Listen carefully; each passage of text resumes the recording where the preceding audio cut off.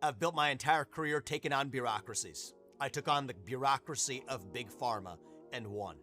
I took on the ESG industrial complex and I won. Now I'm going to take on the federal bureaucracy in Washington, D.C., and we will win. But there's a different bureaucracy that stands in the way. The establishment, and yes, the Republican establishment, including the media in this process. I'm now surging in the polls. I'm surging on every metric. And the best part is, we're not even spending a lot of money to have that success, which is making a lot of other campaigns threatened. They're feeling insecure. They're spending millions of dollars just to stay afloat on ads. We're not even spending a dime in those same cases. What does that mean? They're now coming after us. The opposition research machines are humming. The good news is I'm good with it. I believe that if I'm going to be the next president, you can't handle the heat, you stay out of the kitchen. We can handle the heat.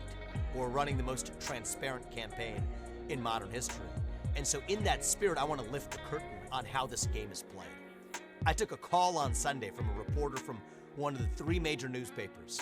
If they run this story, I'll tell you exactly who it is, but it's actually very pathetic that this is a reporter who has systematically, intentionally gone out of his way, I think at behest of his masters in the donor class and in the establishment of the GOP, to ignore our campaign.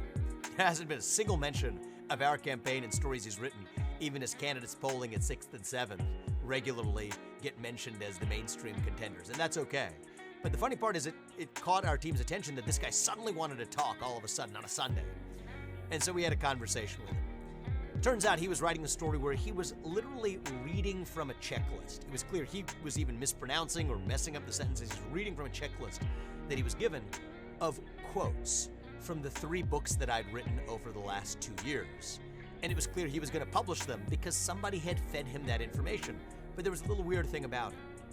He was either misquoting me or badly misunderstanding exactly what I said. One example is he said, well, you're a vegetarian, and how would it work if you're gonna, as you've argued in your books, impose that onto other people as U.S. president? How are farmers in Iowa gonna look at that?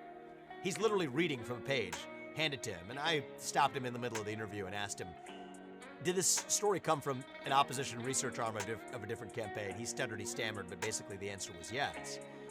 Turns out the exact quote he was reading in Woking, I was saying the exact opposite. I said that even though I'm a vegetarian in my personal life, I argued in that book that it's not the job of CEOs to foist that agendas onto their employees. Well, that's exactly how I led my business as a CEO. And so it would be the exact opposite that he's now trying to put in that story. Another example. He says, you have argued. He started asking the question, and he's literally reading from the page, which was presumably given to him by the Oppo research consultant. You have argued for the separation of church and state. I said, I'm just going to pause right there. I've never made that argument. I have argued for the separation of capitalism from our political process and capitalism even from religious institutions.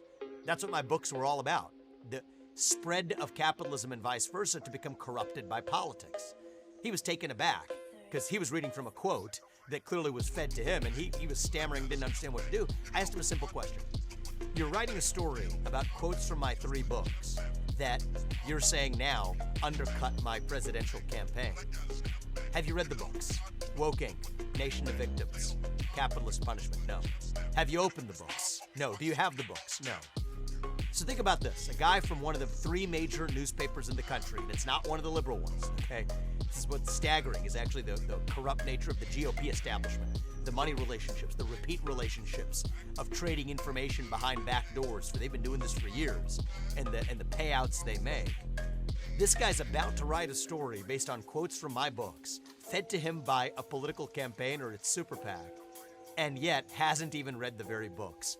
I challenged him to do it, and then he started apologizing about how he has too many campaigns to follow and hasn't had the time to do it. What I'm going to do in this campaign is we're going to lift that curtain. Don't worry about me. We're going to be fine. We will cut through this bureaucracy like everyone I've cut through, and we're going to win. So I have no vengeance or grievance. I'm not aggrieved. What I am is curious, and I think you should be curious too. You think this process is corrupt, you ain't seen half of it yet. We're gonna lift the curtain at every step, roll that log over, so you get to see what crawls out.